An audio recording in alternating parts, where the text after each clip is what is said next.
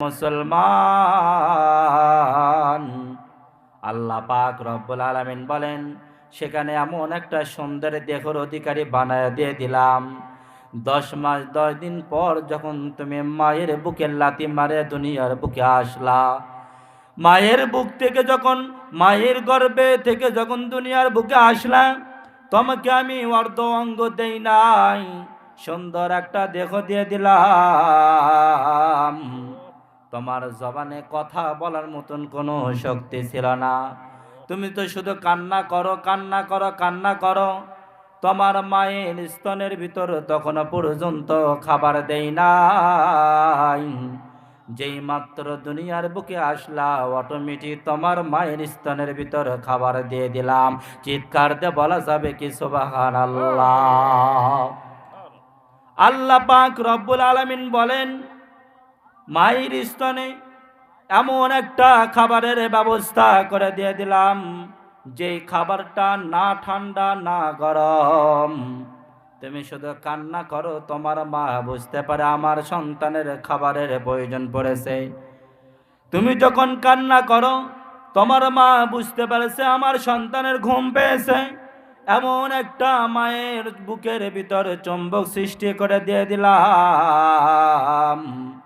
বান্দারে, তারপরও কেন তুমি আমার নাফরমানি করো? কেন তুমি আমার সাথে শুকরিয়া আদায় করো না? আল্লাহ পাক রব্বুল আলামিন বলেন, বান্দা, আমি কি এমন দেই নাই যেটা তোমাকে আরো জুন দিয়েছে? আল্লাহ পাক রব্বুল আলামিন বলেন, আল্লাযী খালাকাকা ফাসাওয়াকা ফাআদালাক ফি আইয়ি সূরাতিম মা শাআ রাক্কাবাক। আল্লাহ পাক রব্বুল আলামিন বলেন, এমন একটা সুন্দর চেহারা দিয়ে দিলাম, যেই সুন্দর চেহারা যদি মার দিকে যদি একবার তাকাও, মা তোমার সমস্ত দুঃখ কষ্টগুলো ভুলে পানি হয়ে যায়। বাবাকে যদি বাবা বলে একবার ডাক দাও, বাবার অন্তর ঠান্ডা হয়ে যায়। বাবার সঙ্গে হাজারো অপরাধ করার পর বাবাকে যদি দিনের শেষে একবার যায় বলো, আব্বু গো, আমি সমস্ত ভুল করেছি, বেয়াদবি করেছি, আপনি আমাকে মাফ করে দিয়ে দেন। বাবা বলে, সমস্ত দুঃখ কষ্ট ভুলে আমি তোমাকে সন্তান হিসেবে আবার বুকে জড়িয়ে নিয়ে নিলাম। আল্লাহ পাক রব্বুল আলামিন ডাকদা বলেন, বান্দারে, তোমাকে আমি এত সুন্দর একটা চেহারা দিয়ে দিলাম। এই সুন্দর চেহারা দিয়ে দেওয়ার পর মা তোমার সুন্দর চেহারার দিকে তাকায়া 10 মাস 10 দিন কষ্ট দিয়েছ, কষ্ট ভুলে যায়, হাজারো কষ্ট ভুলে যায়। তোমার মা তোমার দিকে অগ্রসর হয়, ভালোবাসার হাত বাড়া দিয়ে দেয়। চিৎকার দিয়ে বলা যাবে কি সুবহানাল্লাহ। মুসলমান, কথাগুলো ভালো করে দিল দিয়ে শুনবেন। আল্লাহ পাক রব্বুল আলামিন ডাক দিয়ে বলেন, বান্দা, তোমাকে যে জবানটা দিয়ে দিলাম, এই জবানটা আমার পক্ষ থেকে তোমার কাছে নিয়ামত। আমি তোমাকে যে চক্ষুটা দিয়ে দিলাম, এই চক্ষুটা আমার কাছ থেকে তোমার জন্য নিয়ামত। এই নিয়ামতগুলো দিয়ে যদি তুমি আমার জন্য যদি ভালো কিছু শুকরিয়া আদায়ের জন্য যদি তাকাও, আর যদি আমার জবান দেওয়া, আমার দেওয়া জবান দিয়ে যদি তুমি আমার কালাম তেলাওয়াত করো, আমার নামটা যখন তুমি জপো, আল্লাহর পয়গম্বর ডাকতে বলেন, আল্লাহ পাক রব্বুল আলামিন বলেন, আমার অন্তরটা ঠান্ডা হয়ে যায়। আমি বারবার আমি ফেরেশতাদেরকে বলতে থাকি, দেখো ফেরেশতা, আমার বান্দা আমার নাম তেলাওয়াত করছে। চিৎকার দিয়ে বলুন সুবহানাল্লাহ। মুসলমান, লম্বা কথা লম্বা করা সম্ভব নয়। আল্লাহর পয়গম্বর ডাকদা বলেন, যখন কোনো মানুষ আল্লাহর দোয়া জবান দেয়, বন্ধুকে বন্ধু বলে ডাক দেয়, বন্ধুর অন্তর ঠান্ডা হয়ে যায়। মাকে মা বলে ডাক দেয়, মার অন্তর ঠান্ডা হয়ে যায়। বাবাকে বাবা বলে যখন ডাক দেয়, বাবার অন্তর ঠান্ডা হয়ে যায়।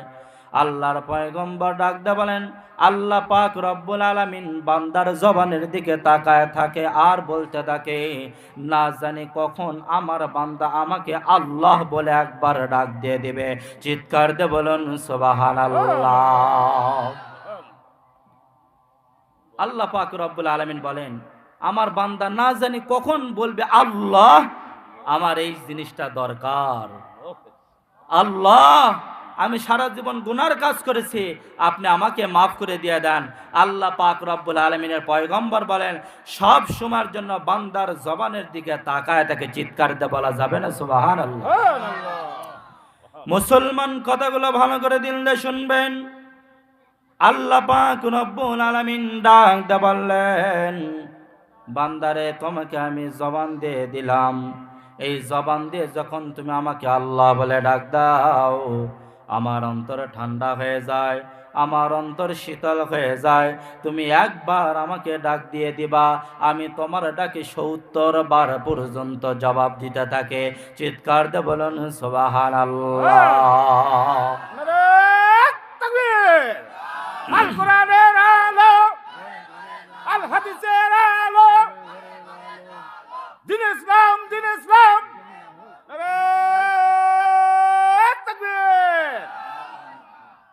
মুসলমান কথাগুলো ভালো করে দিলে শুনবেন।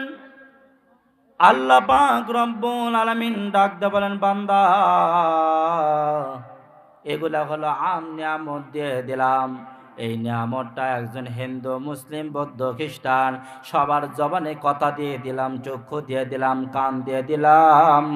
কিন্তু এমন একটা নিয়ামত আছে, যে নিয়ামতটা শুধু মুসলমানদেরকে দিয়ে দিলাম। এই নিয়ামতটার অধিকারী শুধু মুসলমান। আল্লাহর পয়গম্বর ডাকদা বলেন, মুসলমানদের অন্তরের ভিতরে এমন একটা নিয়ামত দিয়ে দিলেন, যে নিয়ামতের নাম দিয়ে দিলেন ঈমান। আল্লাহ পাক রব্বুল আলামিন ডাকদা বললেন, ইন্নাল্লাযীনা আমানু ওয়া আমিলুস সলিহাতি কানাত লাহুম জান্নাতুল ফিরদাউসি নুজুলা। ঈমান নামক নিয়ামত অর্জন করবা, আমল সালেহ করবা। আল্লাহ পাক রব্বুল আলামিন বলেন, মৃত্যুবরণ করবে তে কানাত লাহুম জান্নাতুল ফিরদাউসি নুজুলা। তোমাকে আমি জান্নাতুল ফিরদাউসের উচ্চ মুকাম জান্নাতে দান করব। চিৎকার দিয়ে বলুন সুবহানাল্লাহ। মুসলমান কথাগুলো ভালো করে দিলে শুনবেন বাবা। আল্লাহ পাক রব্বুল আলামিন ঈমান নামক নিয়ামতের কত দাম দিয়ে দিলেন বাবা। আল্লাহর পয়গম্বর আলাইহিস সালাম একদিন মসজিদে নববীর ভিতরে বসা, এমন একটা সময় ছোট্ট একটা বাচ্চা আসলেন। বাচ্চা আসার পর ডাক দিয়ে বললেন, ইয়া রাসূলুল্লাহ, ইয়া হাবিবাল্লাহ, আমার বাবা একজন সাহাবে, আমার বাবা একজন সাহাবে, আপনার কাছে ঈমান ইসলাম গ্রহণ করে সে মুসলমান হয়ে গেছে। ইয়া রাসূলুল্লাহ, ইয়া হাবিবাল্লাহ, আপনি বলুন তো দেখি আমার বাবা জান্নাতি না জাহান্নামে? আল্লাহর পয়গম্বর কোনো কথার উত্তর দিতে পারে না। আল্লাহর পয়গম্বর চিন্তায় পড়ে গেলেন, টেনশনে পড়ে গেলেন বাবা। এমন একটা সময় আল্লাহর পয়গম্বরের কাছে ওহী অবতীর্ণ হয়ে গেলেন। ডাক দিয়ে বলতেছেন, ইয়া রাসূলুল্লাহ, ইয়া হাবিবাল্লাহ, আপনি ওই সন্তানকে বলে দিয়ে দেন ওই সন্তানের বাবা জান্নাতে। আমি জিবরাইল আমিন এই কথা বললাম না, আল্লাহ পাক রব্বুল আলামিন স্বয়ং বলে দিয়ে দিলেন ওই সন্তানের বাবা জান্নাতে, জান্নাতে। চিৎকার দিয়ে বলুন সুবহানাল্লাহ। আল্লাহর পয়গম্বর ছোট্ট বাচ্চাকে ডাক দিয়ে বলেন, বাচ্চারে, তোমার বাবা সম্পর্কে আল্লাহ পাক রব্বুল আলামিন ওহী অবতীর্ণ করে বললেন, তোমার বাবা জান্নাতে, তোমার বাবা জান্নাতে, তোমার বাবার জিন্দেগিতে কোনো গুনাহ নাই, যাও তোমার বাবাকে তুমি কবরস্থ করে দিয়ে দাও। ছোট্ট বাচ্চা ডাক দিয়ে বললেন, ইয়া রাসূলুল্লাহ, ইয়া হাবিবাল্লাহ, আমার মনের একটা আশা, আমার মনের একটা বাসনা, আমি চাই আমার বাবার জানাজার নামাজটা আপনি ইমামতি করবেন। আল্লাহর পয়গম্বর ডাক দিয়ে বলেন, চলো তাই হবে। আল্লাহর পয়গম্বর ছোট্ট বাচ্চার সঙ্গে যখন গেলেন, যাওয়ার পর জানাজার ইমামতি করবেন বাবা। এমন একটা সময় কাতার সোজা করে দাঁড়িয়ে গেছে। আল্লাহর পয়গম্বর তাকবীরে তাহরিমা বান্ধিবে, এমন একটা সময় দেখে খাটনির ওপর লাশটা নাড়াচাড়া করতেছে। আল্লাহর পয়গম্বর দেখতে পেলেন খাটটা লাশটা নাড়াচাড়া করতেছে। আল্লাহর পয়গম্বর আবু বকর রাদিয়াল্লাহু তাআলা আনহুকে বললেন, যাও তো দেখো তো হয়তো ওই সাহাবীটা এখনো পর্যন্ত মৃত্যুবরণ করে নাই, ওই সাহাবীটা এখনো পর্যন্ত জীবিত আছে, জলদি করে তুমি একটু যে তালাশ করে আসো, দেখে আসো। আল্লাহর পয়গম্বরের সাহাবী আবু বকর রাদিয়াল্লাহু তাআলা আনহু লাশের মুখটা যখন খুললেন বাবা, লাশের উপর দেখে যখন কাপড়টা সরাইলেন, কাপড়টা সরানোর পর দেখলেন আসলেই লাশটা মৃত, কোনো জীবিতর কোনো ছাপ দেখা যায় না। ডাকতে বললেন ইয়া রাসূলুল্লাহ, ইয়া হাবিবাল্লাহ, আপনার হয়তো দেখতে ভুল হয়েছে, ওই লাশটা আসলে মৃত, ওই সাহাবীটা এখনো পর্যন্ত কোনো জীবিতর ছাপ দেখা যায় না। আল্লাহর পয়গম্বর কাতার সুদা করে আবার যখন তাকবীরে তাহরিমা বান্দিবে বাবা, আল্লাহর পয়গম্বর দেখতে পেলেন আবার লাশটা নাড়াচাড়া করতেছে। আল্লাহর পয়গম্বর বললেন এইবার কি দেখার ভুল হবে না? আল্লাহর পয়গম্বর ওমর রাদিয়াল্লাহু তাআলা আনহুকে ডাক দিয়ে বললেন যাও তো দেখো তো লাশটা জীবিত না মৃত, আমার সাহাবী কি এখনো জীবিত আছে না মারা গেছে? আবু ওমর রাদিয়াল্লাহু তাআলা আনহু মুখের উপর দিয়ে কাপড়টা সরাইয়া, কাপড়টা সরানোর পর দেখেন না সাহাবী আসলেই মৃত্যুবরণ করেছে।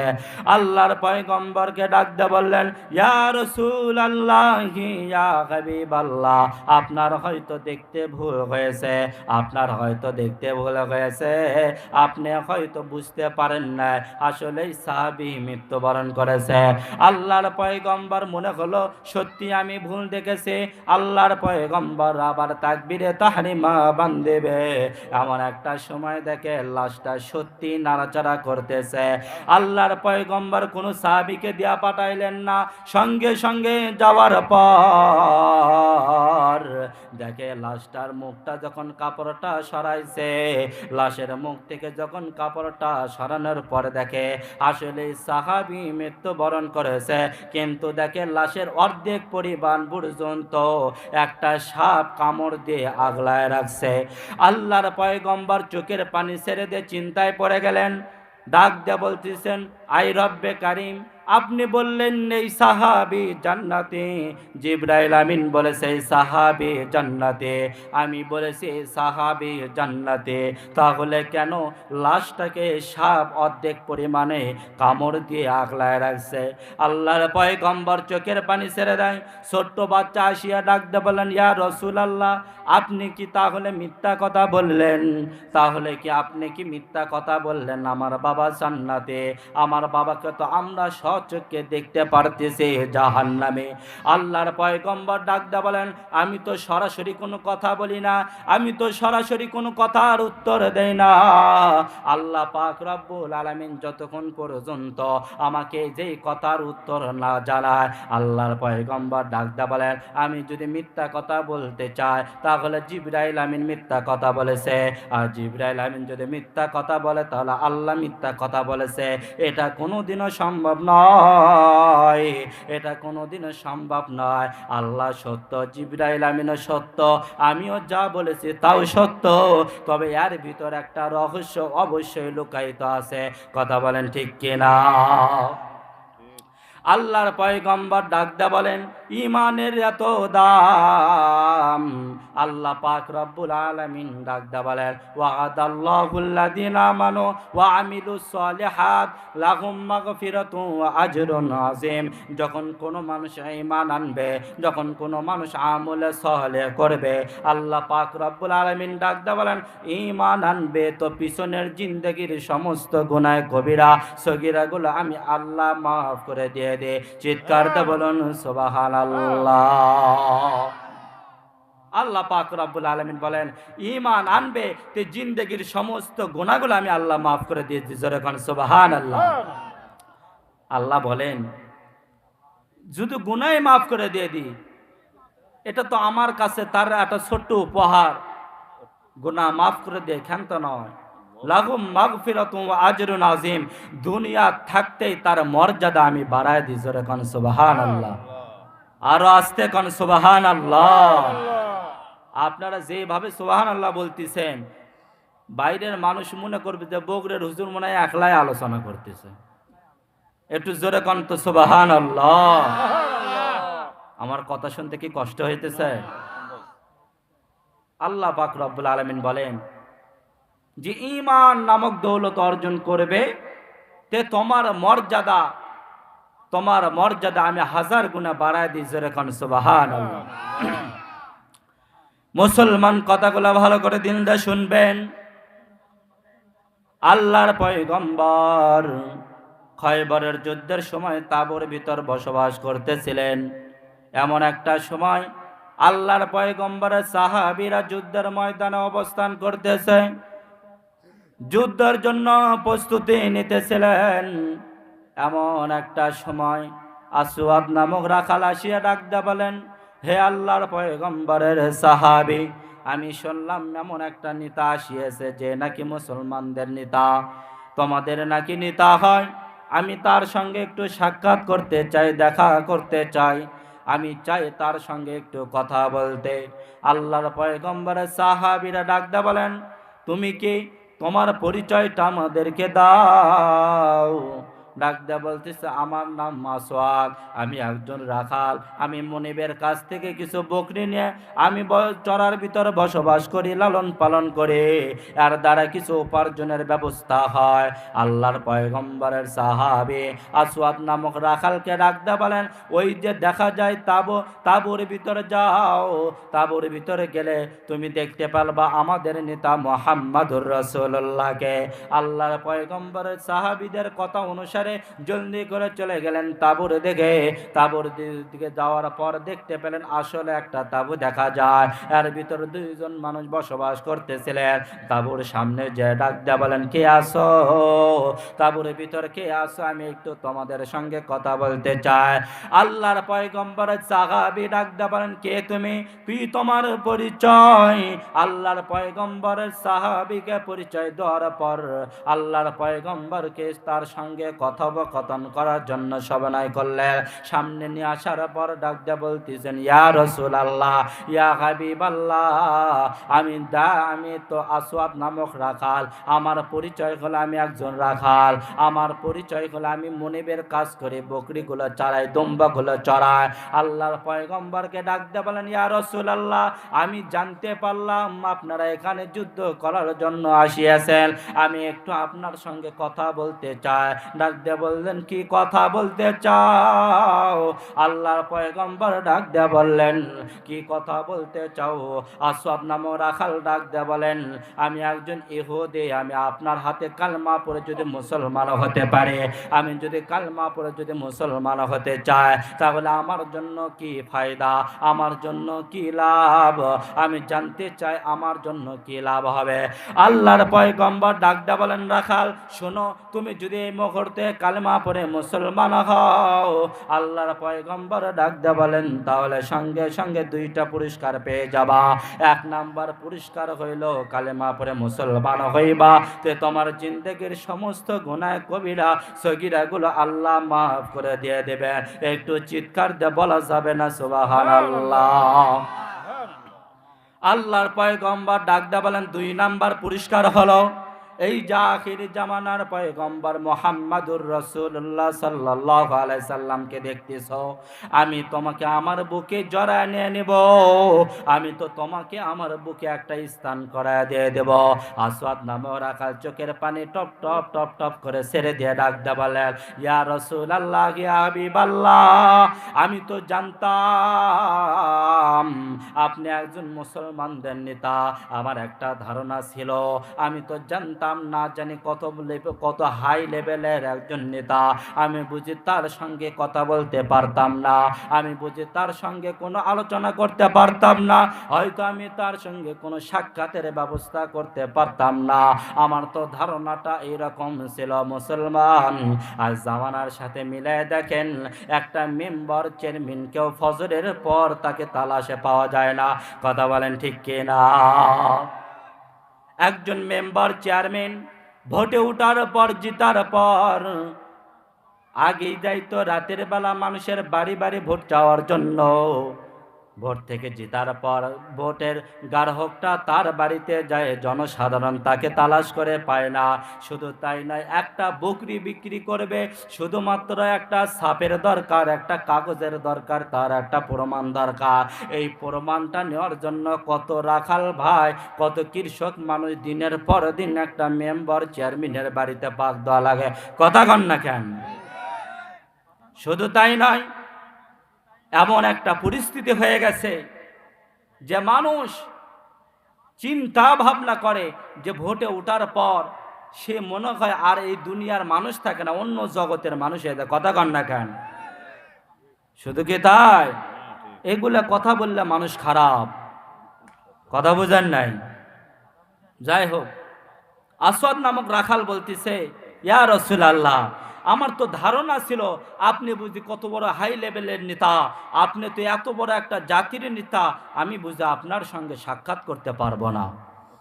আল্লাহ রসুল বলেন, ইসলাম তো তা শিক্ষা দেয় না। ইসলাম শিক্ষা দেয় ধনী নাই, গরিব নাই, কালো নাই, ফর্সা নাই, সমস্ত মানুষ এক কাতারের অন্তর্ভুক্ত। সুবহানাল্লাহ বললেন না? আমরা তো এমন হয়ে গেছি, এখন রিক্সাওয়ালাকে রিক্সাওয়ালা বলে স্বীকৃতি দেয় না, মানুষ বলে সম্মতি করি না। আমরা তো এমন হয়ে গেছি, গরিব মানুষকে সমাজের মানুষ বলে অন্তর্ভুক্ত করি না। কথা কন না কেন? এমনও সন্তান আছে যে সন্তানকে বাবা কৃষক মানুষ, মাঠে কাজ করে হাই লেভেলের একজন প্রফেসর বা ইঞ্জিনিয়ার বা বড় শিক্ষায় শিক্ষিত করার পর সন্তানের বাড়িতে যাওয়ার পর বেড়ানোর উদ্দেশ্যে যখন যায়, তাকে বাবাকে চাকর হিসেবে পরিচয় দেয়। কথা কন না কেন? বাস্তব প্রমাণ। আপনারা হয়তো জানেন না, কত বাবা আসে বুক ফেটা কান্না করে আর মাথা আশ্রয়, হুজুর সন্তানকে সুশিক্ষায় শিক্ষিত করতে পারি নাই, সন্তানকে মানুষের মতন মানুষ বানাইতে পারি নাই, সন্তান এখন আমাকে বাবা বলে পরিচয় দিতে লজ্জা পায়, সন্তান আমাকে শ্বশুর বাড়িতে নিয়ে যেতে লজ্জা পায়, সন্তানের বউ শ্বশুর হিসেবে পরিচয় দিতে লজ্জা পায়। কথা বলেন না কেন? কত কুলাঙ্গার সন্তান আছে, শ্বশুর শাশুড়ির পাগল হয়ে যায়, পা চাটা গোলাম হয়ে যায়। কথা বলেন না কেন?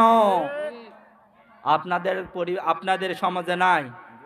কথা কন না কেন? নাই? আছে কুলাঙ্গার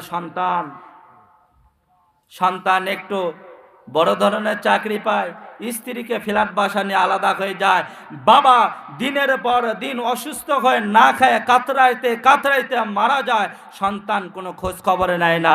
যেই মাত্র মারা যায় তারপরে 3 দিন 40 করার জন্য বড় বড় গরু জব করে। কথা কন না কেন? এমন কুলাঙ্গার সন্তান আপনাদের সমাজে আছে? কথা বুঝেন নাই? রাগ করতেছেন? রাগ করেন না। আল্লাহ পাক রব্বুল আলামিন কথাগুলো বুঝার তৌফিক দান করেছে, যেরকম আমিন। আসওয়াদ নামক রাখাল আল্লাহর পয়গম্বরকে ডাকতে বলেন, 2টা পুরস্কার যেহেতু আমি পাবো, 2টা পুরস্কারের অধিকারী আমি হইব, তাহলে আর দেরি করতে চাই না, আপনি আমাকে সঙ্গে সঙ্গে কালেমা পড়ে মুসলমান বানায় দেন। আল্লাহর পয়গম্বর আসওয়াদ নামক রাখালকে সঙ্গে সঙ্গে কালেমা পড়ে মুসলমান বানায় দিয়ে দিলেন। চিৎকার দিয়ে বলুন সুবহানাল্লাহ। আসওয়াদ নামক রাখালকে ডাকতে বলেন, ইয়া রাসূলুল্লাহ, ইয়া হাবিবাল্লাহ, আপনি তো দেখতেছেন আমার গায়ে ময়লা, আমার গায়ে নোংরা যুক্ত ধুলাবালু লাগা আছে, আপনি কি এমত অবস্থায় আপনার বুকে আমাকে জড়ায় নেবেন? আল্লাহর পয়গম্বর ডাকতে বলেন, আসওয়াদ, তোমার গায়ে যে ধুলাবালি আছে, এইগুলো ধুলাবালু আমার গায়ে লাগলে কোনো সমস্যা হবে না, তুমি আমার বুকে আসো, তোমাকে একটু আমার বুকে জড়ায় নিয়ে চিৎকার দিয়ে বলুন সুবহানাল্লাহ। আসওয়াদ নামক রাখাল সঙ্গে সঙ্গে কালেমা পড়ে মুসলমান হয়ে গেলেন। আল্লাহর পয়গম্বর ডাকতে বলেন, তোমার কাছে যেগুলো বকরি আছে, দুম্বা আছে, এগুলো তো তোমার কাছে আমানত, যাও জলদি করে তোমার মনিবের কাছে পৌঁছায় দাও। আল্লাহর পয়গম্বরের সাহাবে আসওয়াদ নামক রাখাল সঙ্গে সঙ্গে যে এগুলো দুম্বা আর বকরিগুলো মনিবের কাছে পৌঁছা দিয়ে দেওয়ার পর ডাকতে বলতেছেন, ইয়া রাসূলুল্লাহ, ইয়া হাবিবাল্লাহ, আপনি আমাকে আমাকে কালেমা পড়ে মুসলমান বানায় দিয়ে দিছেন, আপনি বলুন তো দেখি আমি এখন কোন আমলটা করতে পারবো? এখন আমার করণীয়টাকে আমি জানতে চাই। আল্লাহর পয়গম্বর আলাইহিস সালাম সঙ্গে সঙ্গে ডাক দিয়ে বলতেছেন, এখন তো নামাজের সময় নয়, এখন তো নামাজের সময় নয় যে তোমাকে আমি নামাজ পড়ার আদেশ দিয়ে দেব, এখন তো রমজানের সময় নয় যে তোমাকে আমি রমজানের হুকুম দিয়ে দেব, এখন যুদ্ধ চলতেছে, যাও যুদ্ধের ময়দানে সাহাবীদের সঙ্গে যুদ্ধ করা শুরু করে দিয়ে দাও। আল্লাহর পয়গম্বরের সাহাবী আসওয়াদ নামক রাখাল যুদ্ধের ময়দানে চলে গেলেন। যুদ্ধ করতে করতে করতে করতে এমন একটা সময় আসওয়াদ নামক রাখাল যুদ্ধের ময়দানে কাফেরদের তীরের আঘাতে যুদ্ধের ময়দানে শহীদ হয়ে গেলেন। চিৎকার দিয়ে বলুন সুবহানাল্লাহ। আসওয়াদ নামক রাখাল যুদ্ধের ময়দানে শহীদ হয়ে যাওয়ার পর ডাক দিয়ে বলতেছেন, ইয়া রাসূলুল্লাহ, ইয়া হাবিবাল্লাহ, এই যে দেখেন যুদ্ধের ময়দানে কতগুলো শহীদদের লাশ দেখা যায়। সাহাবীরা আসিয়া ডাক দিয়ে বললেন, ইয়া রাসূলুল্লাহ, ইয়া হাবিবাল্লাহ, যুদ্ধের ময়দানে যেগুলো শহীদদের লাশ দেখা যায় এগুলোর সবাইকে আমরা চিনি, সবাই মুসলমান, কিন্তু এমন একটা সাহাবীকে দেখা যাইতেছে, এমন একটা ব্যক্তিকে দেখা যাইতেছে যে ব্যক্তিকে আমরা সাহাবীরা চিনতে পারলাম না, কিন্তু শহীদদের লাশের ভিতর তাকে পাওয়া যাইতেছে। আসলে কি সে সাহাবী না ইহুদি? আমরা জানতে চাই। আল্লাহর পয়গম্বর ডাক দিয়ে বললেন, সাহাবীরা, এই যে তুমি সাহাবীকে দেখতেছো, এই সাহাবীরা অল্প কিছুক্ষণ আগে জান্নাতি দলে অংশগ্রহণ করে জান্নাতের ভিতরে প্রবেশ করেছে। চিৎকার দিয়ে বলা যাবে কি সুবহানাল্লাহ? আল্লাহর পয়গম্বর ডাক দিয়ে বলেন, সাহাবীরা শোনো, এই যে সাহাবী দেখতেছ আসওয়াদ নামক রাখাল, এই সাহাবী কোনো ভালো কোনো আমল করতে পারে নাই, এখনো পর্যন্ত কোনো ইবাদত করতে পারে নাই, তবে আল্লাহর দ্বীনের জন্য, ইসলামের জন্য যে জীবনটা দিয়ে দিলেন, তোমরা কি জানো তার মর্যাদা কত বাড়া দিয়ে দিছে? আল্লাহর পয়গম্বর আলাইহিস সালাম তার জানাজার নামাজ পড়ার জন্য যখন যাইতেছিলেন, এমন একটা সময় দেখলেন সাহাবীরা খেয়াল করে আল্লাহর পয়গম্বর বুড়া আঙ্গুলের উপর ভর দিয়ে হাঁটতেছেন। সাহাবীরা ডাক দিয়ে বললেন, ইয়া রাসূলুল্লাহ, ইয়া হাবিবাল্লাহ, আপনার পায়ে কি কোনো আঘাত লাগিয়েছে? আপনি কেন বুড়া আঙ্গুলের উপর ভর দিয়ে হাঁটতেছেন? আপনার পায়ে কি কোনো কষ্ট পাইতেছেন? আপনি কি কষ্ট হইতেছে? আল্লাহর পয়গম্বর ডাক দিয়ে বলেন, আমি যা দেখতেছি তোমরা তা দেখতে পাও না। এই যে আসওয়াদ নামক রাখালের যে জানাজার নামাজ পড়ার জন্য যাইতেছে, তোমরা কি দেখতে পাইতেছো? আসমান থেকে জমিন থেকে অসংখ্য অগণিত ফেরেশতারা তার জানাজার নামাজ পড়ার জন্য আসিয়াছে। একটু চিৎকার দিয়ে বলুন না সুবহানাল্লাহ। আল্লাহর পয়গম্বর বলেন, এই সাহাবীর জানাজার নামাজ পড়ার জন্য আসমান থেকে আল্লাহর এত ফেরেশতা আসিয়াছে যা আমি রাসূল ভালোভাবে পা ফালাইতে পারতেছি না। সুবহানাল্লাহ বললেন না? আর জোরে বলেন সুবহানাল্লাহ। আর একটু জোরে বলেন সুবহানাল্লাহ। আমার কথা কি কষ্ট হইতেছে? কথা বলতেছিলাম, আল্লাহ যা কিছু নিয়ামত দিছে এগুলো সমস্ত নিয়ামত আম নিয়ামত, আর একটা স্পেশাল নিয়ামত দিয়েছে, যে নিয়ামতটা শুধু আমার আর আপনার অন্তরের ভিতরে আছে, সেটার নাম হলো ঈমান। সেটার নাম কি? আরো জোরে বলেন, ঈমান। যার ঈমান নাই আল্লাহর কাছে তার কোনো দাম নাই। ঈমান আছে তো আল্লাহর পয়গম্বর ডাক দিয়ে বলেন, সে একটা মুমিন। আল্লাহর পয়গম্বর বলেন, ঈমান আছে তো এই দুনিয়া নয়, এই দুনিয়ার 10 দুনিয়ার সমতুল্য জান্নাতের মালিক হয়ে গেল। সুবহানাল্লাহ বলেন। শুধু কি তাই? আল্লাহর পয়গম্বর বলেন, একজন আদনা ঈমানদারের দাম কত জানো? আল্লাহর পয়গম্বর বলেন, দুনিয়া শুরু থেকে কিয়ামত হওয়ার আগ পর্যন্ত যত কাফের মুশরিক বেঈমান আসবে, তাদের চাইতে আদনা ঈমানদারের দাম আল্লাহর কাছে সবচাইতে বেশি দামি। আরো আস্তে কোন সুবহানাল্লাহ। ভাইটের মানুষ কি সুবহানাল্লাহ বলে না নাকি? আরো জোরে বলুন সুবহানাল্লাহ। একবার সুবহানাল্লাহ বললে কত ফায়দা জানেন? আল্লাহর পয়গম্বর বলেন একবার সুবহানাল্লাহ বললে জান্নাতের ভিতর তার জন্য একটা জান্নাতি গাছ লাগায় দেওয়া হয়। সুবহানাল্লাহ। সেই গাছের কত বড়? আল্লাহর পয়গম্বর বলেন একটা তেজি ঘোড়া 500 বছর পর্যন্ত অসুস্থ ক্লান্ত খাওয়া জরুরত সারা লাগবে না, এই রকম একটা তেজি ঘোড়া একাধারে যদি 500 বছর পর্যন্ত যদি দৌড়ায়, আল্লাহর পয়গম্বর বলেন একবার সুবহানাল্লাহ বলার যে গাছটা লাগাইল ওই গাছের ছায়া অতিক্রম করতে পারবে না। এই যে সুবহানাল্লাহ বললেন, আপনার নামে আরেকটা গাছ লাগাইছে, সুবহানাল্লাহ বলেন। এই যে বললেন আরেকটা গাছ লাগাইছে, সুবহানাল্লাহ বলেন। এই গাছের মালিক কে হবে? আল্লাহর পয়গম্বর বলেন যে সুবহানাল্লাহ বলল সে এই গাছের মালিক হয়ে গেল। আর বলুন তো দেখি, আমার নামে যদি জান্নাতের ভিতরে গাছ লাগানো হয় আর ওই গাছটা যে আমি ভক্ষণ করব, ওই গাছের ফল যে আমি খাইব, বলুন তো দেখি জান্নাতের ভিতরে যায় খাবো না না যায় খাবো? কথা বলে না। জান্নাতের ভিতর যাওয়ার পর আমি কি গাছটার ফল খাইতে পারবো, নাকি জান্নাতে না যায় আমি খাইতে পারবো? যাওয়াই লাগবে, না গেলে কি আমি ফল খাইতে পারবো? পারবো না। তার মানে বোঝা গেল সুবহানাল্লাহ বললেন তো আল্লাহ পাক রব্বুল আলামিনের নামের বরকতে পূত পবিত্র করে গুনাহ মুক্ত করে আপনাকে জান্নাতের মেহমান বানায় দিবে। সুবহানাল্লাহ বলেন। কথা বুঝাইতে পারলাম?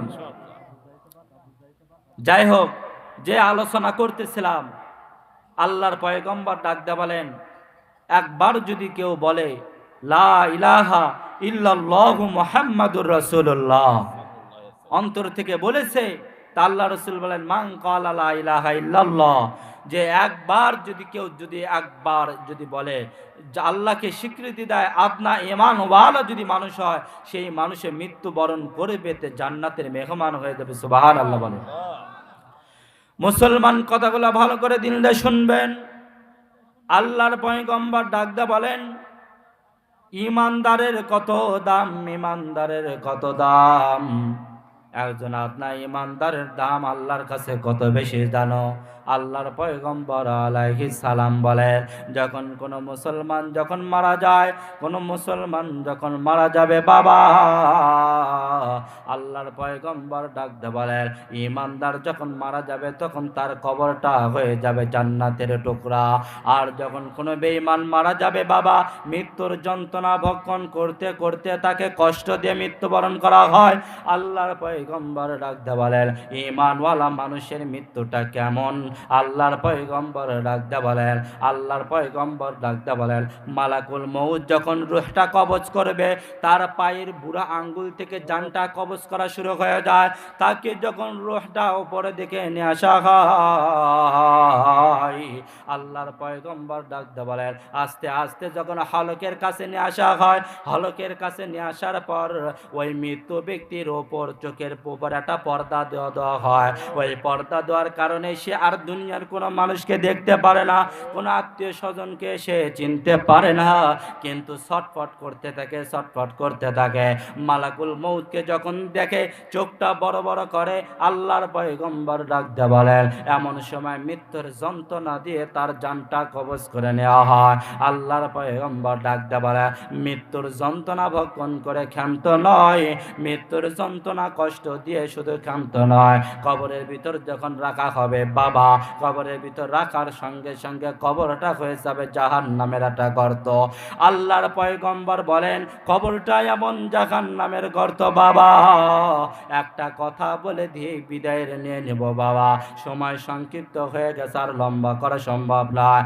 আল্লাহর বান্দা আব্দুর রউফ কারাসি রহমাতুল্লাহ আলাইহি তার কিতাবের ভিতরে সুন্দর করে বর্ণনা করেন একজন কোনো একটি ব্যক্তি কবরের পাশ দিয়ে যাইতেছিলেন, কবরের পাশ দিয়ে যাইতে যাইতে কবরের ভিতর থেকে চিৎকারের আওয়াজ, আমাকে বাঁচাও, আমাকে বাঁচাও, কবরের ভিতর আমি জিন্দা, আমি তো কবরের ভিতর জীবিত, তোমরা কেন আমাকে কবর থেকে নিয়ে যাও না?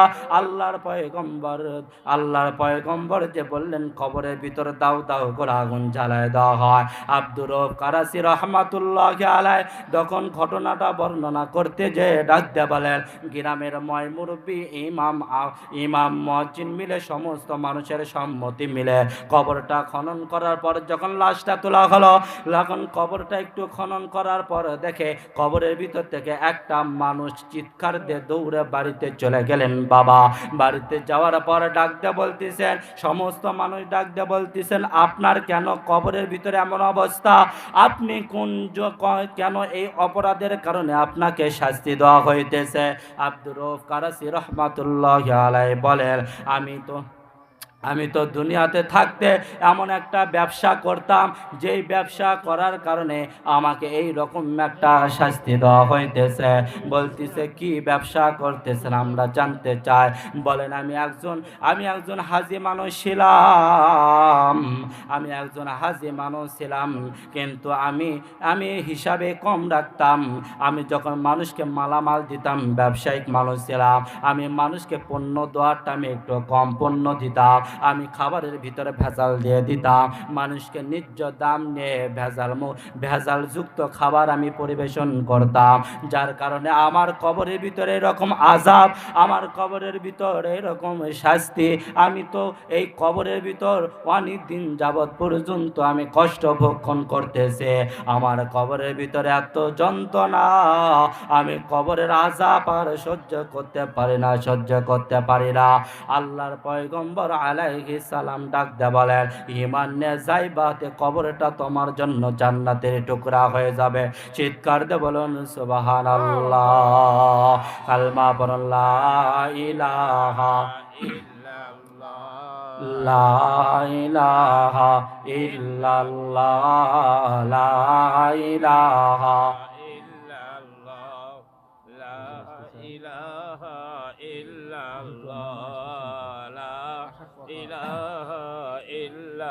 লা ইলাহা, বলেন লা ইলাহা লা ইলাহা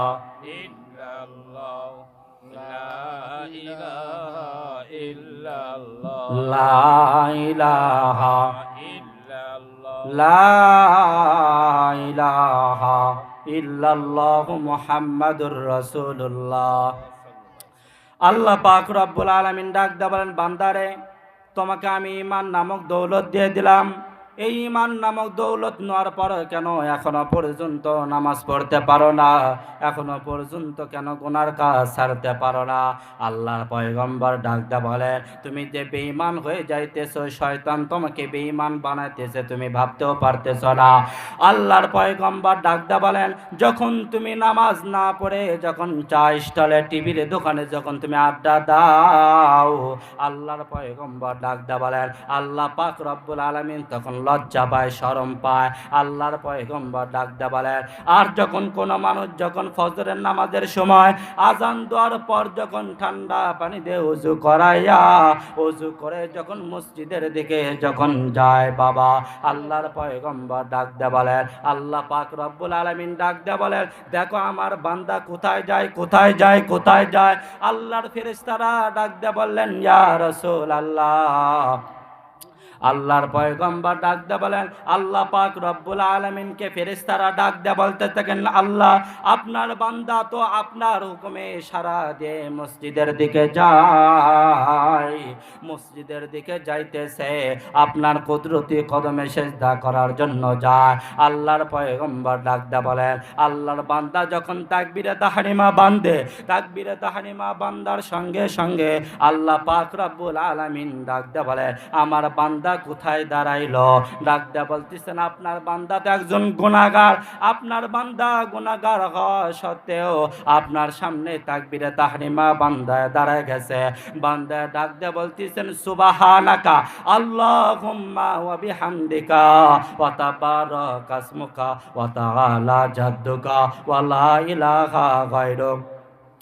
আল্লাহ পাক রব্বুল আলামিন ফেরেশতাদেরকে ডাক দিয়ে বললেন, এ ফেরেশতারা দেখো, আমার বান্দা দুনিয়ার কোনো মানুষের প্রশংসা করে নাই, দুনিয়ার কোনো মানুষের সামনে দাঁড়ায় নাই, আমার বান্দা আমার সামনে দাঁড়াচ্ছে, আমার প্রশংসা করতেছে।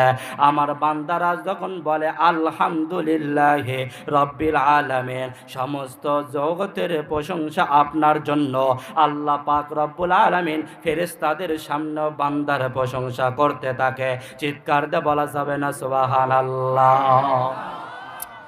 মুসলমান, কথাগুলো ভালো করে দিল দিয়ে শুনবেন। আপনাদের কোরআন শোনার জন্য দেখেন যুবকেরা এই যে তাফসীর মাহফিলের আয়োজন করেছে।